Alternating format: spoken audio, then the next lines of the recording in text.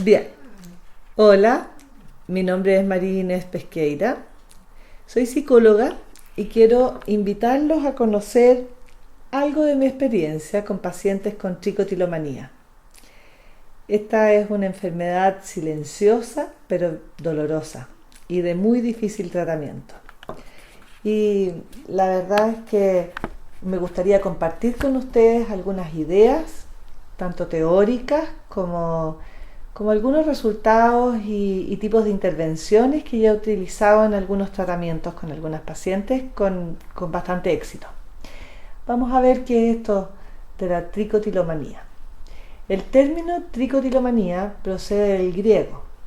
Viene de tricos, pelo, y tilos, estirar, y manía, impulso.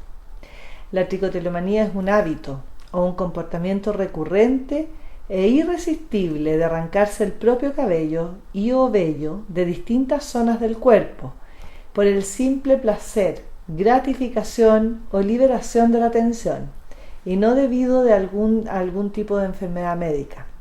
O sea, se tiran el pelo, se sacan el pelo de distintos sectores.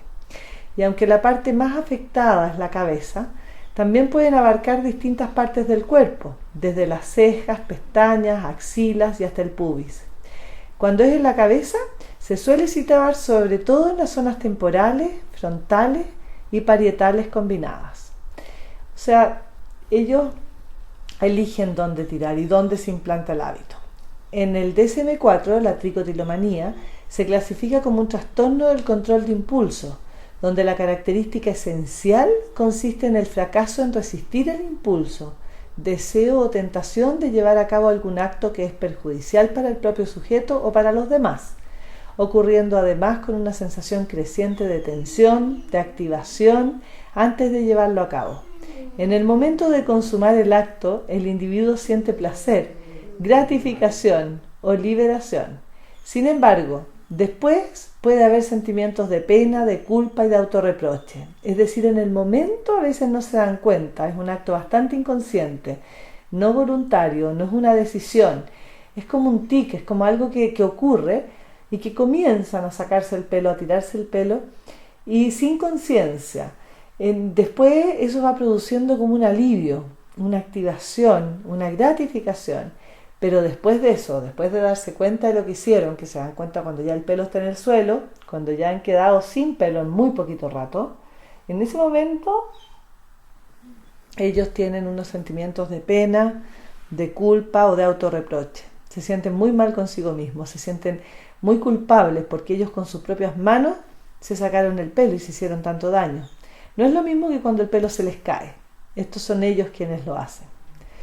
Ahora miremos algunas posibles causas de la tricotilomanía. Se habla de una causalidad genética, de causalidad biológica y de causalidad ambiental. En lo genético hay algunos autores que creen que la tricotilomanía es hereditaria y esto significa que puede darse en las diferentes familias.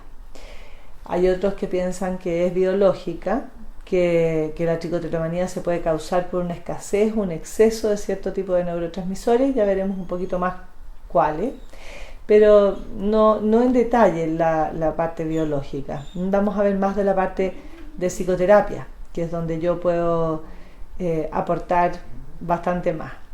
Otros argumentan que es una infección de estreptococo que puede accionar los síntomas. Esas cosas pueden suceder y han sido descritas. Cuando uno lee de causalidad encuentra este tipo de respuestas. Y por último, las causas ambientales, donde algunos profesionales dicen que puede ser debido a causas externas, como por ejemplo la tensión o la depresión, que pudo haber accionado cierto tipo de respuesta. O sea, lo que nos pasa, lo que nos va ocurriendo familiarmente y históricamente. En los niños se ha observado que suele tener como disparador el estrés psicosocial, mudanzas, cambios bruscos. Y en un adulto muchas situaciones pueden ser desencadenantes de la conducta autolesiva. El estrés ambiental, los conflictos interpersonales o grandes preocupaciones. Pueden ser problemas familiares, separaciones, la muerte de algún ser querido, pero son estrés que pueden desencadenar el síntoma. Distintos tipos de situaciones. No son la causa en sí misma. Para ciertos autores, la causa estaría en la historia de la conducta misma. Es decir, la persona ha aprendido a obtener gratificación y sentimientos de relajación mediante un comportamiento autolesivo. Es rico, después de haberse sacado el pelo, después de ese dolor que se produce hay un alivio y hay una sensación de gratificación grande. Ese placer o alivio que se logra, más allá del daño que se inflige, es el refuerzo que anticipa un nuevo episodio y que ha consolidado la conducta como un problema con el paso del tiempo. Se van acostumbrando, se va adquiriendo, se va haciendo un hábito y se conecta mucho consigo mismo, se desconecta de los demás problemas. El proceso es muchas veces ritualista, desde los que se lo arrancan y se lo llevan a la boca, hasta algunos que juegan con el pelo que se sacaron haciendo bolitas y lanzándolo, o volviéndolo a romper en trozos más pequeños. También hacen un montón para luego recogerlos y tirarlos por miedo de que los vean. Les dan algún tipo de reprimenda, porque los retan. Muchas veces la gente, los padres o los amigos retan a las personas por haberse sacado el pelo. Lo entienden más como una maña que como una enfermedad y pretenden que esté en su control voluntario dejar de hacerlo. Muchas veces se preguntan por qué lo hacen. Los pacientes en general comentan que no pueden dejar de arrancarse el pelo, ni tampoco saben por qué lo hacen. Y por mucho que les pregunten sus padres por qué, y ellos se esfuerzan en tener respuestas, muchas veces esas respuestas son explicaciones que en ese minuto se les ocurrieron, pero no suelen ser las causas. No hay una causa propiamente tal, una respuesta a ese por qué. Tiene que ver con la genética y la biología y una historia de aprendizaje anteriores. Hay una clara relación con otras enfermedades. En la mayoría de las personas con tricotilomanía también se observan rasgos del trastorno obsesivo-compulsivo, del TOC. En los trastornos del estado de ánimo y los trastornos de ansiedad también se dan con frecuencia en individuos con tricotilomanía. Según el DSM-4, la tendencia a tirar es exacerbada por el estrés o incluso algunas veces cuando se está relajado viendo televisión y leyendo un libro. Las personas generalmente sienten tensión antes de tirar, una tensión que pasa a ser un alivio al ser arrancado el pelo. O sea, lo pueden hacer por tensión, por estrés, es una manera de aliviar esa sensación, de irse al dolor que produce el sacar el pelo, el tirar el pelo y luego lo rico que es cuando eso deja de ocurrir. Pero también puede ser por estar relajado, viendo televisión, sin darse cuenta, van como haciendo algo que es rico y van produciendo ese nivel después de problema y de desagrado por aquello que se dan cuenta que hicieron. Con posterioridad viene la conciencia a la conducta. Y ahí viene la evaluación cognitiva y viene, como decía antes, mucha culpa. Existen varios modelos explicativos de este tirar. Uno de ellos tiene similaridades con los rituales del TOC, del trastorno obsesivo-compulsivo. Este estilo es el que se describe en el DSM-4, donde a una situación de tensión y estrés le sucede otra de alivio y relax después de tirar. La tensión está centrada en el mismo acto de tirar, es decir, al mismo tiempo está asociado a rituales en los que tratan de guardar simetría, para lo que suelen usar pinzas, o sea, ellos tratan de que donde se sacaron pelos sea igual en un lado que en otro, y entonces usan pinzas y se transforma en un acto voluntario. El otro modelo se llama el automático y supondría el 70% de los tricotilómanos. Esta forma de tirar no estaría asociada a síntomas previos voluntarios, sino que aparecen cuando se está cansado, aburrido, en situaciones sedentarias como estudiar, ver la tele, manejar, acostado en la cama o en estado de contemplación y ensimismamiento. A eso le llamamos involuntario. Y ambos se pueden complementar, ya que si en el modelo automático las primeras veces del tirar no nos damos cuenta, según seguimos tirando, el movimiento se convierte en voluntario y al verse reforzado por la gratificación y el alivio posterior al tirar, vuelve a suceder y aumenta su frecuencia. De modo que esos son modelos explicativos y las formas como suelen darse esta conducta de sacarse el pelo. A veces va jugando con estas simetrías y eligen pinzas para ir haciéndolo y lo hacen muy voluntariamente y no pueden parar de hacerlo hasta que no terminan poniendo igual en las zonas o ya quedándose sin pelo definitivamente. Entonces, ¿cuáles son las zonas más frecuentes para tirar? La cabeza, un 75%, las pestañas, un 53%, cejas 42%, pubis 17%, barba en los hombres un 10% y el pecho un 3%. Aunque las zonas a lo largo del tiempo pueden ir variando, en realidad el máximo porcentaje es la cabeza, en las zonas frontales o parietales, como yo les decía hace un ratito. Después también la prevalencia, en las estadísticas se señalan que hay un 1,5% de hombres y un 3,5% de las mujeres. Y se estima que hay más de 8 millones de afectados. Eso dicen las estadísticas. Veamos algo acerca del tratamiento. El tratamiento puede ser en 2 niveles y es tremendamente importante que sea en ambos. El primero es la farmacoterapia, del cual voy a referirme muy poco y solo voy a decir de la importancia que tiene el poder indicar un tratamiento farmacológico y el poder atenuar la sintomatología con este tipo de tratamiento, aun cuando es absolutamente necesario y indispensable la psicoterapia, porque este es un problema que no se mejora con el fármaco, que no basta con tomarse una pastilla para mejorarse y ya no sacarse más el pelo. Esto es un hábito que hay que aprender a controlar, es algo que hay que aprender a hacer distinto. No tiene que ver con el fármaco solamente, pero el fármaco es muy importante para poder atenuar la intensidad de la sintomatología y hacer entonces más posible un manejo y un control en esta dificultad grande de impulso que se da en este tipo de problemas. Veamos la farmacoterapia. Es una disfunción neurocognitiva de la tricotilomanía que es muy similar a los desórdenes obsesivo-compulsivos, por lo que los medicamentos que se utilizan para tratar el TOC también son útiles en este trastorno.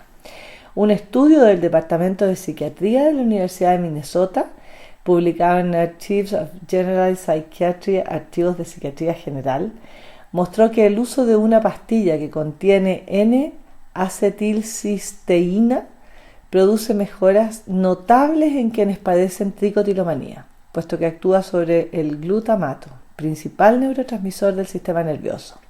La píldora trabaja sobre los impulsos nerviosos, reduciendo la necesidad compulsiva que se le presenta al paciente a la hora de querer arrancarse el pelo. Es bajando la intensidad para que la persona pueda ser un poquito más libre de ese impulso y no ser tan prisionero de aquello que se le impone, que no es voluntario, se impone. El tratamiento psicológico, la psicoterapia, la terapia cognitivo-conductual ha señalado grandes e importantes resultados, mediante la cual en esta psicoterapia se enseña a las personas un método estructurado para llevar un registro de los síntomas y los comportamientos asociados, de modo que sean conscientes del comportamiento de arrancarse el pelo y puedan de este modo controlarlo más fácilmente. El primer paso es entonces adquirir conciencia sobre una conducta que uno quiere modificar. No se puede hacer cargo de cambiar algo que uno no nota o no sabe que está haciendo. El primer paso es tomar conciencia de eso y los autorregistros son una buena herramienta para lograrlo. De hecho, las investigaciones realizadas muestran que el simple hecho de llevar un registro y guardar en un sobre cada pelo arrancado ayuda a controlar e ir disminuyendo la frecuencia de ese comportamiento. También aprenden a utilizar comportamientos sustitutivos incompatibles y otras técnicas encaminadas a romper el hábito. Asimismo, pueden tratarse otros problemas que estén agravando o manteniendo la tricotilomanía. De esto habla entonces la terapia cognitivo-conductual, los autorregistros, poner conciencia sobre la conducta y por lo tanto poder controlarla e ir disminuyendo la frecuencia del comportamiento son los objetivos principales para poder romper este hábito. Y yo les diría que lo que yo más uso y lo que más a mí me ha resultado útil, tremendamente útil, es la externalización del síntoma. En términos de tratamiento psicológico es fundamental saber hacer la externalización del síntoma de modo de poder trabajar relacionalmente con la persona en forma más fluida, más fácil, poder atacar sus creencias y aquello que hace como algo separado de ella misma, como el síntoma, como el monstruo, como el problema, y no como ella. Separar quien se saca el pelo de quien no se saca el pelo es fundamental, y poder actuar entonces hablando desde un otro que no quiere sacarse el pelo. Eso implica mostrar la importancia de la externalización del síntoma en este tipo de tratamiento. Y esto significa, primero que nada, crear un espacio entre la persona y su problema. Hay un papel muy activo entonces al enfrentarlo. Como se ve desde afuera, es algo que puedo enfrentar, que no soy yo, que no está dentro de mí. Lograr una realidad separada de la persona. Se le atribuye la responsabilidad sobre los problemas a esa realidad ajena y no a la persona. La persona no es la culpable de aquello que hace, sino más bien el problema. Asignar responsabilidad, luchar contra el problema y no culpabilizarse por eso. Y esto es muy importante porque si es algo que es enfermo, que es externo a mí, que es una parte mía pero enferma, no entera yo, puedo verla mejor y no sentirme culpable por aquello que hago. Porque en el fondo no soy yo esa que no quiero sacarme el pelo la que se lo terminó sacando. Y por último, permite como terapeuta cuestionar las creencias sin que el paciente se sienta atacado. Yo puedo decir y cuestionar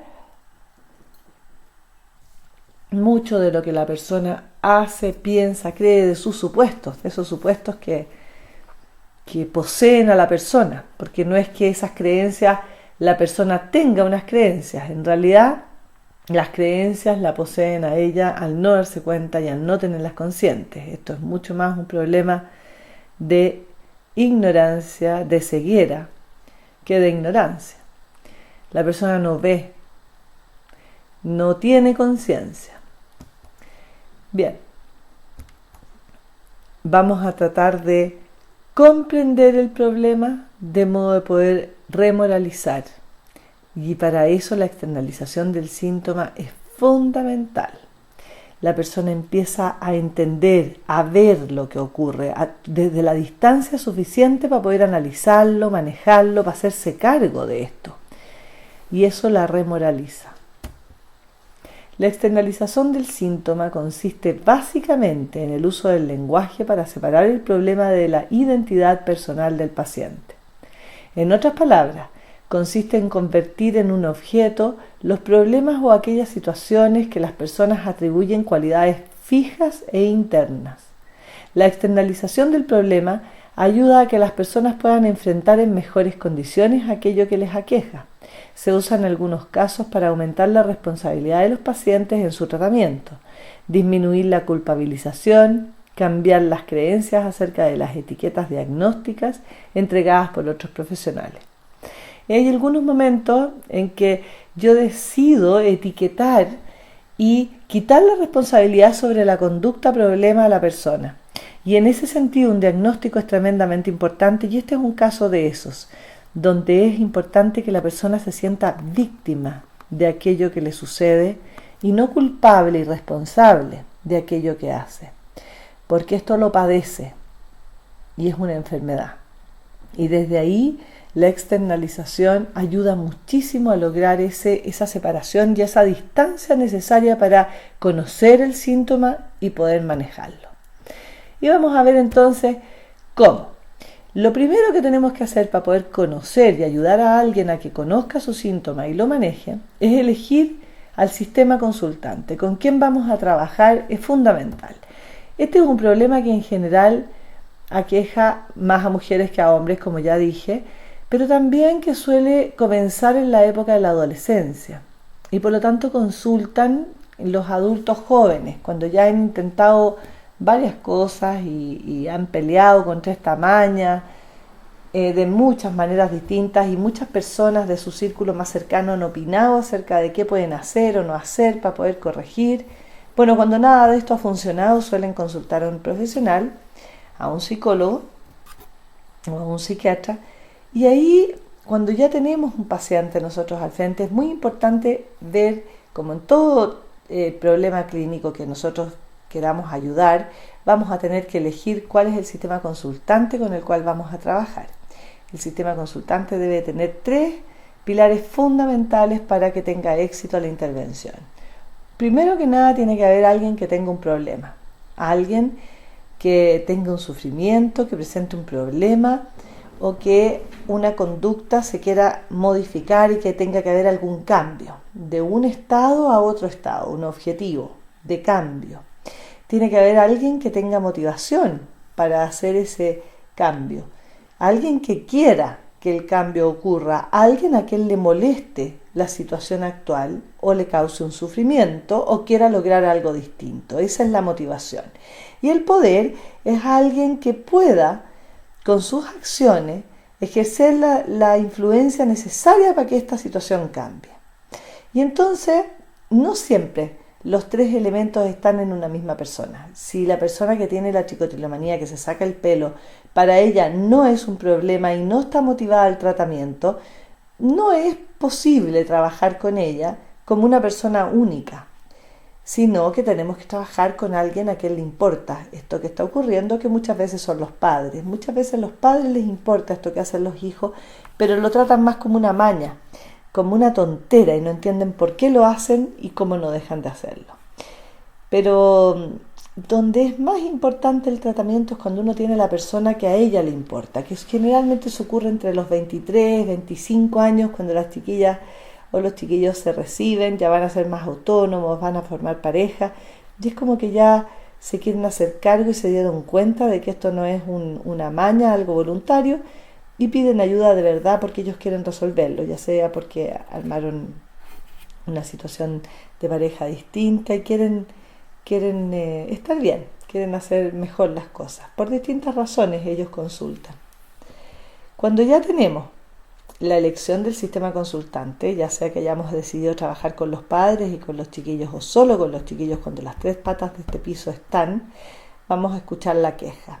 Yo en general comienzo pidiéndole a las personas que después de conocerlas un poco y de tener los datos generales acerca de quiénes son, cuántos años tienen, su identificación, algo que me permita saber con quién viven, sus recursos. Me gusta más conocer a la persona que tiene un problema que al problema que tiene la persona. Y cuando ya he hablado un poquito de esa persona, en general les digo que vamos a la razón por la cual tengo un gusto de conocerlos. Cuéntame un poco de tu historia, de tu pelo, de tus tratamientos anteriores, de todo eso, desde cuándo comenzó, y les pido que me cuenten lo que ellos quieran acerca de eso, dejándolos muy libres para que ver por dónde comienza, qué dicen, qué no dicen, y yo esperaría que hayan dicho, y voy escuchando desde un tratar de entender muy claramente cómo es problema para esa persona, porque no toda la gente que se saca el pelo tiene el mismo problema, todos se sacan el pelo, pero para cada quien es un problema muy diferente y es por cómo es problema para cada persona donde la psicoterapia debe apuntar. Tiene que tener un foco muy distinto, porque lo que vamos a resolver, los objetivos y hacia dónde vamos a ir, seguramente va a ser muy distinto según cómo es problema para cada uno, aun cuando sea el mismo síntoma y la misma conducta lo que ocurre. Lo que en general escucho como respuesta es algo así como, estos son testimonios de algunas pacientes, los ejemplos que yo ponga. Ya, de hecho justo quería partir con cómo empezó todo. Bueno, la verdad es que no tengo una razón de por qué partí. Siempre me he preguntado por qué y solo me angustia, no tengo respuesta. Yo en general les explico que ahí no van a tener respuesta, que no hay respuesta, que en general hay una causalidad muy compleja, que es genética, biológica y adquirida como un hábito, que aprendieron y que se refuerza, porque hacen un círculo ahí. Pero que no hay un porqué, y que cualquier razón que ellos piensen es una razón que van a darse en un minuto y que va a servir como una explicación que los va a tranquilizar un rato, pero no es la razón.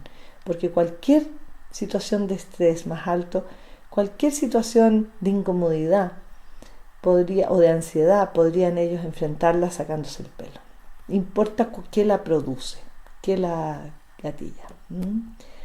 Bien, ¿cómo es la queja? En general, aquí hay un ejemplo. Empezó como a los 12 años. Partió como justo en séptimo básico en el colegio. Tenía muy buenas notas, pero no llegaban porque yo no estudiaba. Yo era bien exigente conmigo misma. Y después, en la enseñanza media, hay más obligación pensando en la PSU. Entonces, como que yo cuando estudiaba sentía que tenía que estudiar todo bien, como que no se me podía quedar nada. Me angustiaba demasiado y en la noche no podía apagar la luz para dormir, porque yo me decía, es que me falta, me falta. Y eso me angustiaba, como ver la hora y que me faltaba por estudiar. Tengo que dormir, tengo que levantarme temprano, como que se me vienen miles de preguntas a la cabeza. Y ahí empezó, porque las pruebas a veces son como todos los días. Entonces hay que estudiar solo un día antes. Comencé con las pestañas y después, como a los 14 años, empecé con el pelo y las cejas. Así relatan a veces su problema a algunas personas. Veamos un poco por qué quiere trabajarlo, por qué quiere cambiarlo ahora. Porque conoció a una persona que le interesa y quisiera mejorarse.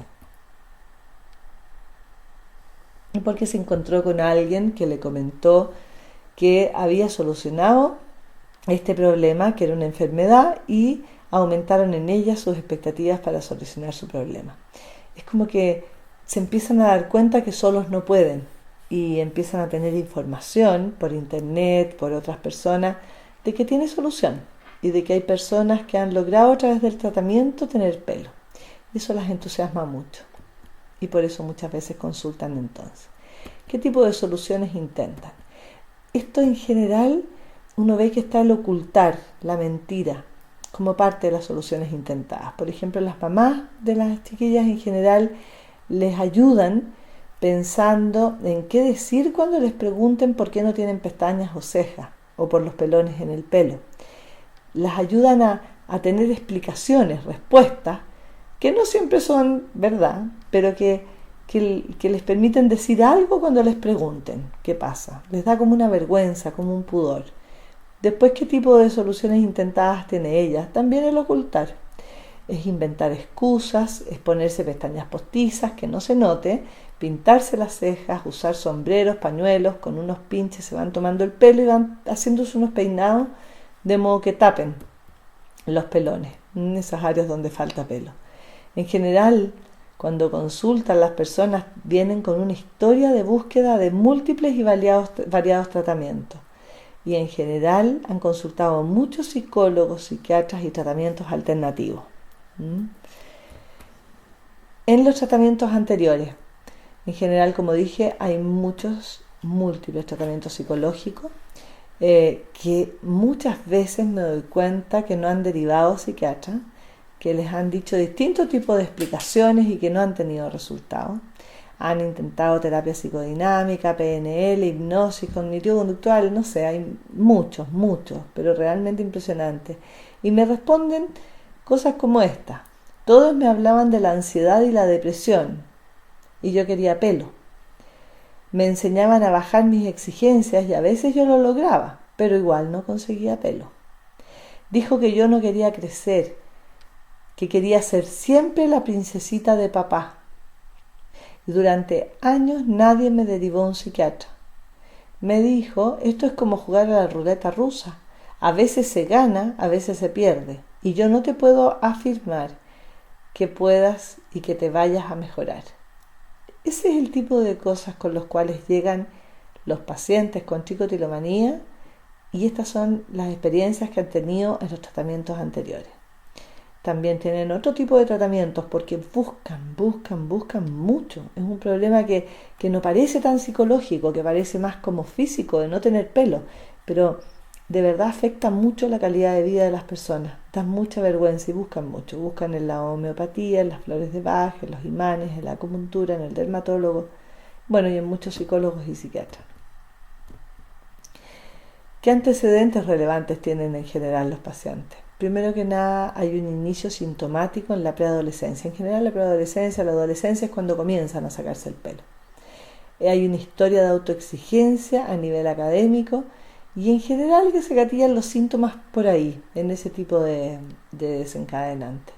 La madre en general da soluciones al problema, soluciones que son tapar, esconder, no aceptar, no hay compasión, no hay entendimiento. Hay como una culpabilización y un no entender este tipo de problemas.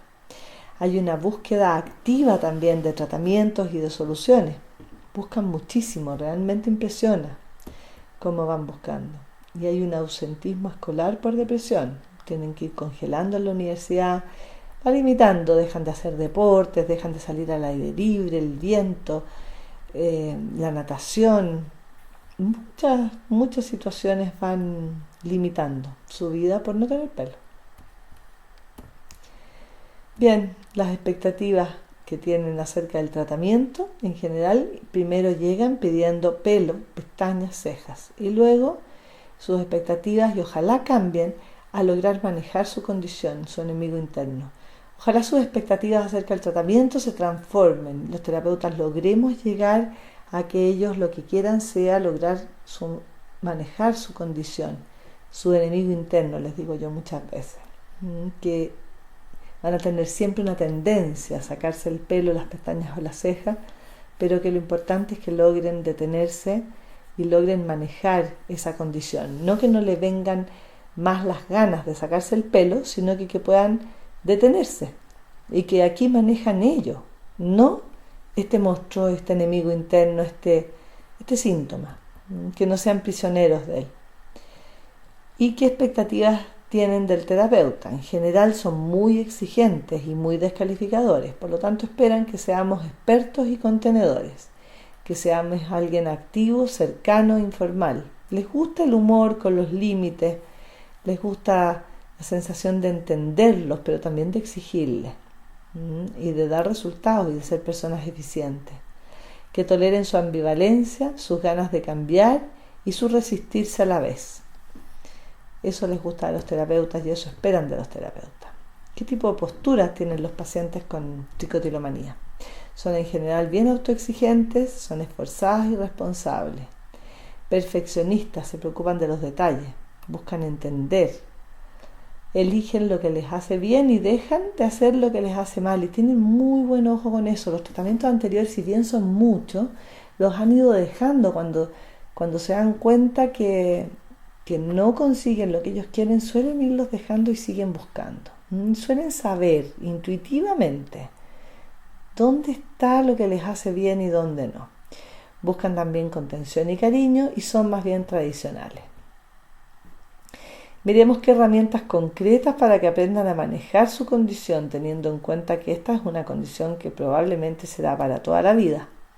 Primero que nada, es muy importante cambiar la palabra mejorar por manejar. Es muy distinto. De esto ellos no se van a mejorar, pero sí van a poder manejar la situación de modo de no limitarse.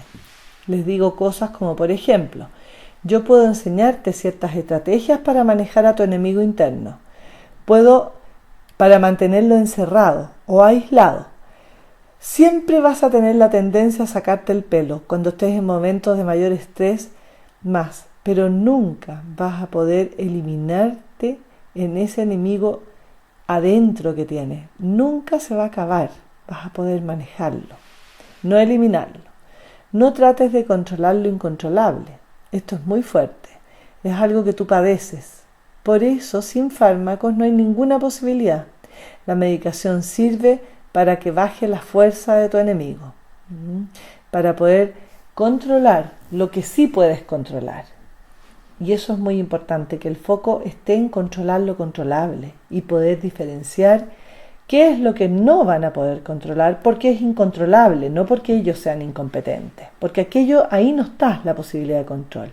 No está en que no llegue el síntoma, en que no comiencen a sacarse el pelo. Está en que puedan detenerse y no queden sin pelo. Detenerse lo antes posible.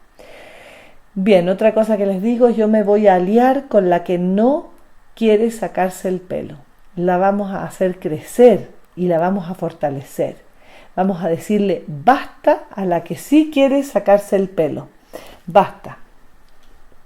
Eso es muy importante, porque esa persona tiene que saber decir basta, ya no más, y que crezca y que tenga fuerza aquella que sí quiere no sacarse nunca más el pelo.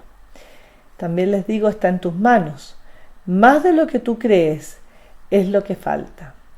Que sepas que puedes hacer tú para mejorarlo y también para empeorarlo. Está en tus manos sacarte o no el pelo, no las ganas de sacarte el pelo. Eso está en tus manos, el detenerte, no el no tener ganas. ¿Qué tipo de intervenciones hacemos? Ella dice que son royentas. Yo le digo, la royenta no eres tú. Esa es tu enfermedad. Tú eres clara, eres inteligente, simpática y de repente invaden esos rollos que no son tú, que es como vivir con un enemigo adentro. Esa es tu enfermedad. Y eso significa buscar recursos continuamente. Le muestra a la paciente y se externaliza el síntoma. Todo el rato estoy fijándome en sus recursos y mostrándolos. También les digo, en tu biología tienes un determinante biológico importante que es una semilla grabada que aparece en tu preadolescencia y germina y empieza a notarse, que va a estar toda tu vida. No es que toda tu vida te vayas a sacar el pelo, pero sí vas a tener la tendencia a sacarte el pelo, el impulso a eso, y especialmente en periodos de estrés. Hay muchas condiciones como esta, como por ejemplo los trastornos de alimentación, también son de este tipo, y yo puedo ayudarte a manejar esto. Y entonces eso es ir psicoeducando y aclarando las expectativas del tratamiento, que la persona sepa qué esperar de este tratamiento. Por último, les digo también que esto es genético, que está en su biología. Sin remedio de ninguna de las herramientas que te enseñemos van a funcionar. Es necesario bajarle la fuerza a esta enfermedad con los remedios. El tratamiento psiquiátrico es la primera condición para que puedas estar acá. Sin medicación, ni siquiera lo intentaría. Eso tiene que ver con psicoeducación, con encuadrar el tratamiento y remolarizar. ¿Cuál es en general la meta mínima? La meta mínima pactada con mis pacientes con tricotilomanía es observar y conocer el síntoma, es decir, hacer más consciente la conducta para poder empezar a manejarla. Hay que conocerla, para atacar a un enemigo hay que saber cómo es, con qué armas cuenta, en qué horarios ataca. Bien, ¿cuáles son los objetivos de este tratamiento? Los objetivos a corto plazo son observar y estudiar el síntoma, este enemigo interno, para descubrir cómo actúa. A mediano plazo, dejar de ocultar y de mentir. Lograr distinguir cuando actúa su enemigo interno y cuando lo hace ella. Encontrar el cómo se detiene de sacarse pelos, sacarse pestañas, sacarse cejas. A mediano plazo es importante, es muy, muy importante focalizar cuando comienza a sacarse pelo, cómo se detiene. Repito que aquí el objetivo no es no comenzar. El objetivo es detenerse lo antes posible, cuando ya han comenzado. Bien, y a largo plazo, el objetivo es internalizar estrategias para manejar el síntoma y dejar de sacarse pelo lo antes posible cuando haya comenzado a tirar. Bien, por último, yo quisiera compartir con ustedes algunos tips acerca de las tareas y el manejo de los síntomas. Hay que dar mucha tarea para el manejo de los síntomas. No importa cuál, lo importante es hacer. El uso del humor, marcando los límites, es bien importante como tips para ayudar a los pacientes a enfrentar esta enfermedad. La gravedad aporta la culpa, es feo, es doloroso, se sienten muy mal. Mantener la atención y el foco es fundamental. O sea, para ellos es una tremenda tensión hablar del pelo y más mostrar el pelo y aceptar que se sacan el pelo. Por eso, como el objetivo a mediano plazo tiene que ver con la parte de dejar de ocultar, de aceptar. Pasa por ahí el manejo de esto, es mirarlo, aceptar que existe, verlo y de ahí intentar modificarlo. La claridad y la simpleza en las explicaciones es fundamental psicoeducar, explicarles, y las expectativas hay que aclararlas muy, muy bien. Y la simpleza en las explicaciones aporta muchísimo, porque es algo muy complicado, muy enrollado. Seamos simples para explicar, mantengamos el foco en lo que ellos hacen y no hacen. Y hay que identificar y mostrar los recursos que tienen las pacientes con mucha evidencia. Bien, ahora que hay alguna bibliografía que me gustaría que conozcan y que sepan en qué está basado este trabajo. Y sería todo. Muchas gracias y hasta luego.